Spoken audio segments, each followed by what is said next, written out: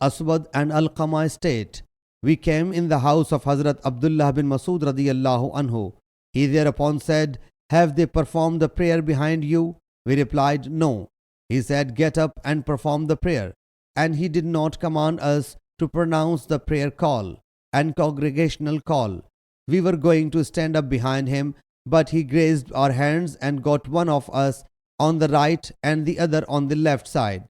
When he performed the prayer, we placed our hands on our knees.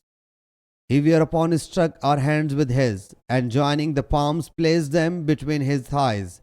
When he had performed the prayer, he said, 'Soon such leaders will be imposed on you as will perform the prayers, delaying them from their times, sparing extremely little time. When you see them doing so, you must perform the prayer in time and perform optional prayer along with them. When you are 3 people, perform the prayer all together.